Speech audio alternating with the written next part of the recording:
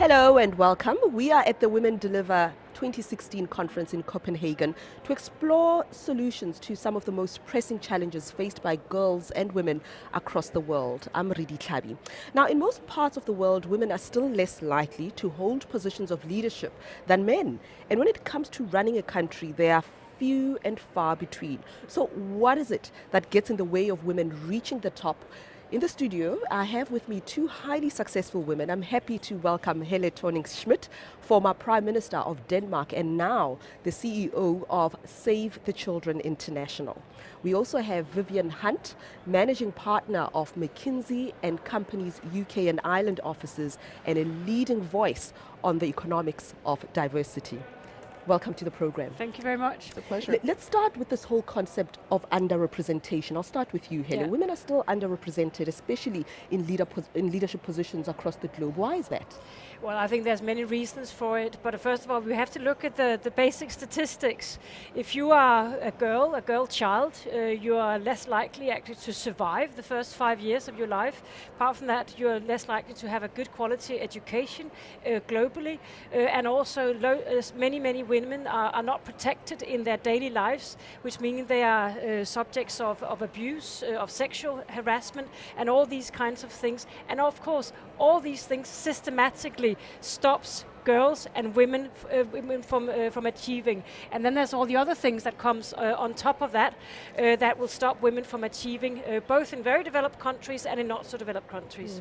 And Vivian, I know that you're very passionate, and we'll talk more about that, about parity, equality and Yes. diversity. What have you experienced as far as the visibility of women in high-profile positions? Helle's comments speak about a pipeline, the progression from really early childhood and the earliest years all the way through education and then into work. And you see, if you don't have significant numbers and the right skills early on, the women don't magically appear out of the pipeline later into school, into work, into society. And so we're very confident that women's progression in society is positively correlated with women's progression in the economy. So getting girls ready for school, getting women ready for work is a net positive for everyone. So what we know is you have to start quite early, that you have to intervene consciously to level the stakes and even the playing field for women and girls. But once you've done that, they do spectacularly well. Yeah. And who should be having these conversations? I mean, we are at Women Deliver conference. There's value in such gatherings. I had a conversation earlier with the head of the World Bank. Do we tackle this at an institutional level?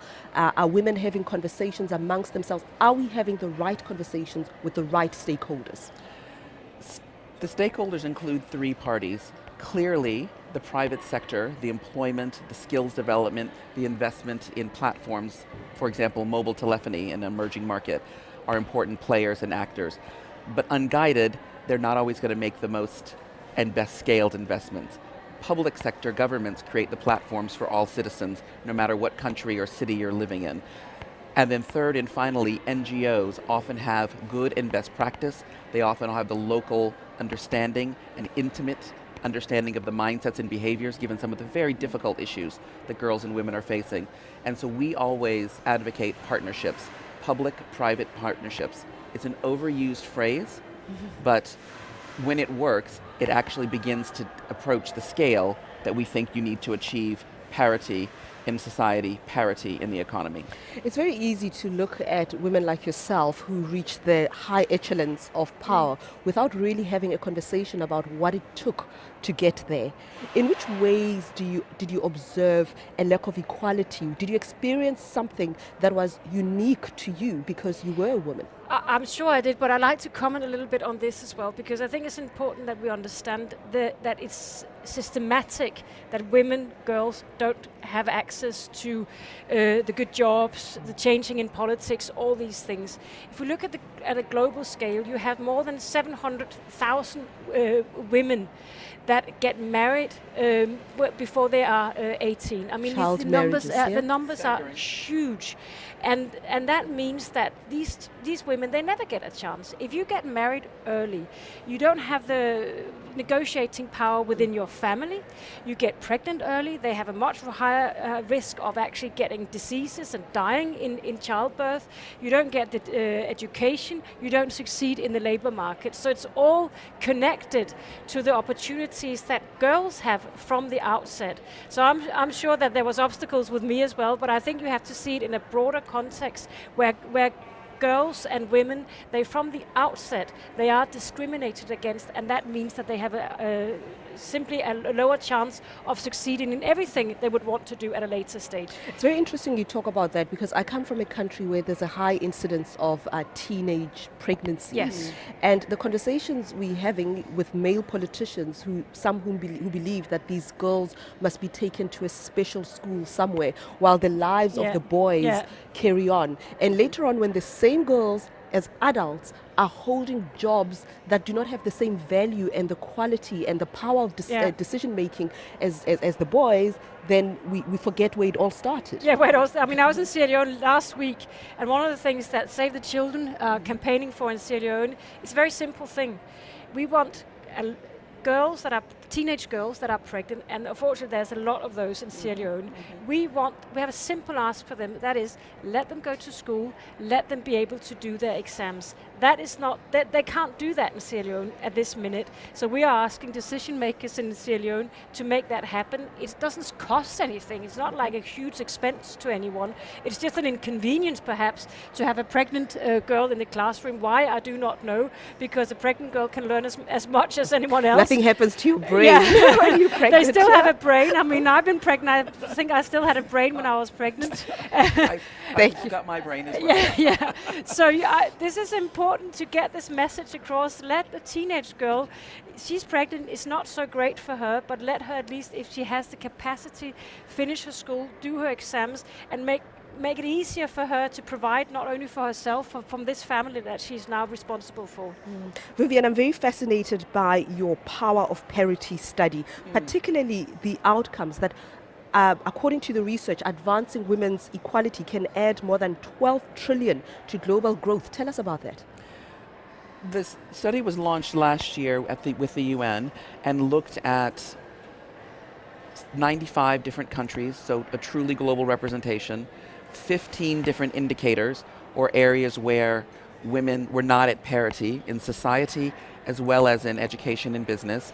And it came to a very simple conclusion, which is if you just had equal participation in society and the economy, not 51%, but not 49% either, you could have a very significant addition to the global economy. Indeed, we don't believe that the global economy can actually grow unless you have more structured and participation of women in the workforce.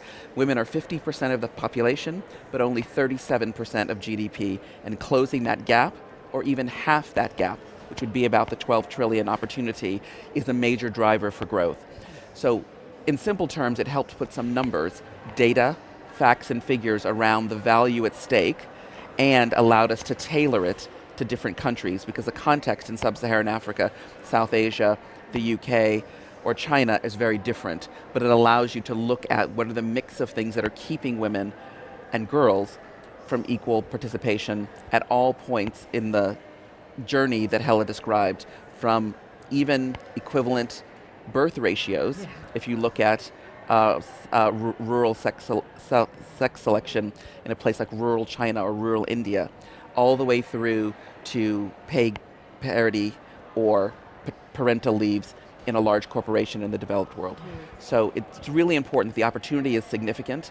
It's really key for global growth. So if you didn't believe in or know how to have a human rights justification, a social justice justification, a fairness and equality justification, there's also a big economic argument for getting girls and women to parity. That's very powerful, and I wonder what your thoughts are on that, because I see you nodding. No, And I it's all think this great concept that we about have- how I think it's great that Vivian and McKinsey, they have actually sat down and said, okay, everyone agrees morally, politically, women should participate and they should have a fair chance. But what they have done is to prove to the world that it's also an economic advantage of doing this. If you get women involved, your country will be richer and your families will be just better off. And this is a very powerful argument. So I am very thrilled that you have actually sat down and calculated it and put the figures out there, because women women being part of society, that's good business. It's good for a country's economy. That's very powerful. What do you plan to do with the outcomes of this study? I mean, how do you persuade the world? Because all of what you've said makes sense. Some of them are new lessons, but it really doesn't make sense that we're not investing then in women empowerment if it has such a positive impact on our economy and our ability to fight poverty in the world. It shouldn't be a difficult message to sell. Well, I think the message of the economic impact of parity has landed well, and the report we're launching at Women Deliver this year goes one step further. And, well, it goes two steps further. First, it says what levers could be the most important? What actions can we take? And there are 6 that we highlight in the report, and I'll just highlight 2 or 3. First, of course, is about family planning and maternal health. Clearly, good information to those girls in Sierra Leone, the project that you just came back from visiting, about their choices, information, access to family planning, access to education, even whilst they're pregnant. Those choices are policy and, yes, cultural, but also policy choices. And good information and good access to family planning and maternal health is a huge enabler, particularly in fast growth markets, Sub-Saharan Africa, South Asia, as examples. The second big area is about unpaid care work or unpaid domestic work. Now that could take the form of access to water, sanitation. If you think about the amount of time a woman in a rural context or in a village spends simply accessing clean water and managing sanitation in their household. I was a Peace Corps volunteer in Senegal working as a midwife for 2 years very early in my career, and the amount of time that the girls and women spent simply getting the household ready to function in terms of clean water and appropriate hygiene was a huge responsibility, and is a great example of unpaid care work that if you could address it with sanitation systems, energy systems, water systems, there'd be more time for those girls to be going to school, more time for those women to be at work. Similarly, unpaid care in developed economies is also a major issue, and we think the single largest barrier for women's participation in work, and that's looking at programs around childcare, truly economically equivalent parental leave, and frankly, using some policies that we know work and implementing them consistently. And then the final area is about financial and digital inclusion. Over 220 million women don't have access to a basic financial bank account. Something as simple as that, where if they do work, they can receive the money in their own name safely into an account. Even that is safer for women than cash in their hand. And so some very basic financial products, and of course access to the digital world, is another big driver. So if you concentrate on those areas, we actually think cities, governments, companies can go a long way to close the gap. You can get concrete. I'm sure those are themes very close to your heart. This is all about making women's lives, making their time count. And that means that every chore that women are doing, and I've seen it, you've seen it when you travel in different countries, that women and girls are carrying water from one place to the other, and it's so obvious if a girl is asked to carry water for 2 hours this way, 2 hours the other way, she will not go to school that day. And it's a very simple thing, and she will lose out of education. It is no coincidence that girls miss out of school. It is no coincidence that we have these huge numbers. I actually think I said a wrong number before. It's 700 million children that get married before they're 18. These huge numbers really makes us think we should count it. and we should count the cost of it. And that's why one of the things that Save the Children is all about is counting the women and getting the data there so we can see that it's a huge waste of time and money and resources that we don't give the opportunity. Instead of carrying water or doing any doing household chores that are so time consuming, girls and women should do other things. Girls should go to school, and they don't. This is so close to my heart, really it is, because right now where I come from, we're also grappling with another issue that is so basic. You would think that it is easy to tackle. The amount of time girls stay at home because they have a period and they don't have access to sanitary towels. And the mind just boggles that something so basic can be so complicated, and it shouldn't be. No. It shouldn't be. So we ought to start with the basics. Again, this is about reproductive health and educating girls and women in life skills. What is reproductive skills? What does it mean to have your period? What happens then? What are your risks? How can you live your life? This is about life skills, and one of the things we do a lot in Save the Children is actually getting life skills to people, to teach them about things that they might not necessarily talk about in their households. A lot of these things are taboo. You don't talk about them, but we want to make them not taboo and talk about them, because in many cases it's very simple things that keep girls from not going to school. But those policies and sometimes social norms don't change on their own, and so we are going to, as societies, governments and private sector, invest above and beyond what we currently planned.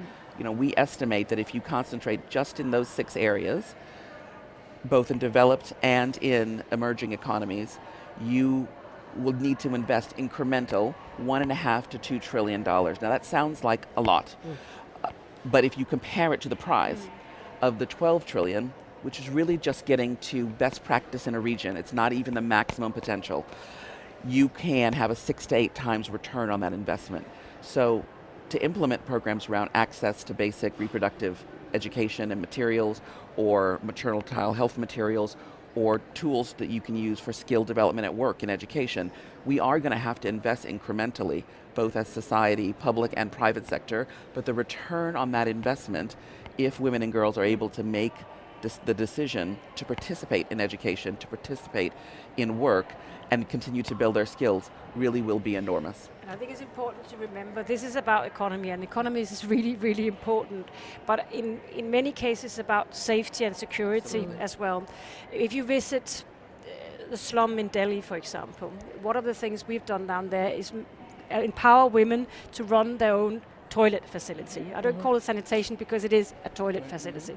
This means that young girls don't have to go out far away with the risk of being attacked. They can go to a safe place to do a simple thing, as using a sanitation facility. It always also means they have access to water. And what is great to meet is some women who, they can't read, they can't write, but they have been empowered by running a toilet facility in the middle of the slum in Delhi. This is something that is important. It's important economically, but for safety of these girls and women, it's very important, because they're not safe if they have to walk out of the slum to a remote place to basically go to the toilet. Very staggering. I just want to change tact a little bit and just talk about the ladder. There's just this, well, I think it's an untruth that when women get to the top, they push the ladder down so that another woman doesn't come up. I've got great discomfort with that, because I must say I haven't seen it in practice. And also my discomfort stems from the fact that the empowerment of women should be a global priority.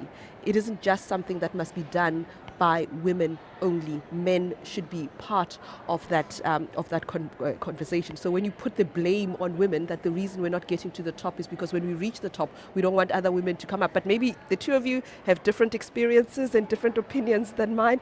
I'll start with you. Have you seen that happen? There is no question that most of the interventions that we're talking about, practical things around women and girls' safety, women and girls' participation in education, women and girls' participation in businesses and the economy, if you do those well, even if you expand the program for all children, for all school-age participants, for all people in an economy, it helps women and men. a rising tide does float all boats. And so many programs can be gender neutral. It's not about preferring boys over girls or girls over boys. The second point I'd make is individual anecdotes, role models that might motivate people are terrific, but all of our anecdotes together don't equal data. And what the data tells us is that girls and women are being systematically left behind. There are 5,000 women at this conference today, which gives me terrific evidence that women are helping women. But there are also a huge number of men at this conference today. When we launch our report globally, men and women work on it together, men and women benefit from its results. And so good for society is good for everyone in society. And I think the women who are role models or have had the privilege of being able to be in position of influence, the record I see is that they are reaching out, not back, to help women and girls. And Helle, what have you seen? No, I agree with that, and I think we see the proof here. There's many people, there are lots of women talking about women's rights, but I think all of us understand that in order to change many girls' lives, we need to change the community they are in. And often there are community leaders, there are religious leaders that needs to be convinced about certain parts of girls' life. For example, not to marry them off in a very early age. And I think we have some good examples where you have legislation, a government have legislation, the international community pressurizes this legislation, but you also need community leaders, which are often men, to help push this. And when it works in a fantastic way. So my point is, you can't have female girls empowerment without girls themselves and role models, but the most important is that the whole world understand that this is so important that they all have to be involved, and it's not only the UN, it's not only governments, it is on community level, even family level, that we have to get this understanding. And before this works together, before this chain actually operates, it will be very hard. It's about building partnerships, really. It's about building partnerships. I very much agree with Vivian. It's about building partnerships between the public sector, private sector, NGOs, but it's also about those partnerships reaching out to the levels of decision making that influences the individual girl. And often that will be the community, local community, the villages, but even the families. And I think some of the most powerful examples I've seen on, for example, tackling child marriage is girls that come together, but also community leaders that come together to try to fight child marriage. This is when it really happens. So we must never exclude boys or men. They're not excluded from this battle. They should come on side. And of course, if anything we can do as good examples to say yes and to start changing things, we're very happy to do that. But we can't do it alone. Parity is a benefit to everyone in society. That's what we know from a social perspective, we know that from a cultural perspective, we know that from an economic perspective. And parity doesn't mean more than, it means the same as. And that's a powerful concept because it really will be to the benefit of both men and women, girls and boys. And that means that societies will be healthier, stable, more prosperous, and able to continue. And that's really what we're solving for, because we know a level playing field is going to be a great and a much better environment for girls and women. When you were Prime Minister of Denmark, is there a country that impressed you the most when it comes to those values of diversity and parity?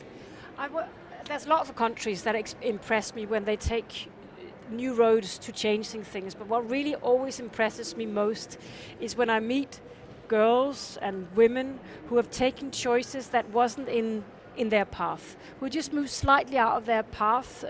They'd chosen differently, they'd chosen something that their family maybe not was so keen on doing. And I think that is always the most impressive and powerful, when a girl says, I want to choose differently, and says yes to things that girls generations before her have not been allowed, or have not dared to say yes to. That's always the individual stories of girls doing things that are not expected from them. That's the most powerful. And you, Vivian, have you observed just these groundbreaking progressive, there are companies that are doing this right, there are communities that are doing this right, and we can learn from them. Absolutely, and we have a parity score which tries to assess how equal the society is becoming, how equal the economy is. But the reality is there's a big gap for everyone. So what we've been most encouraged by is the number of companies, cities, and countries who say, given this data, given the Power of Parity report last year, the new edition that we've launched at Women Deliver, all of the evidence data from women and girls, from the many, many NGOs who work, we want to continue to make progress. How can we make it more specific, actionable, tailored to our local community? How much is it going to cost? And getting on with making progress. And that for us is the most important thing, that there's impact and change as a result of the work.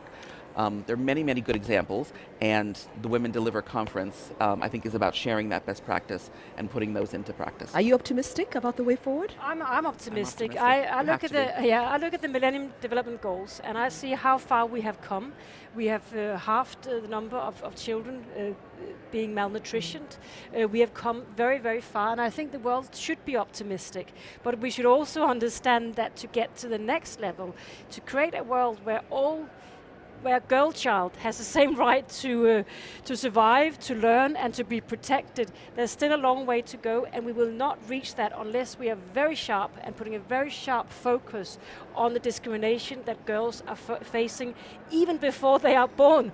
They are facing discrimination, and until we talk about that and tackle that, we will not create a world where a girl child has the same chances of succeeding as a boy.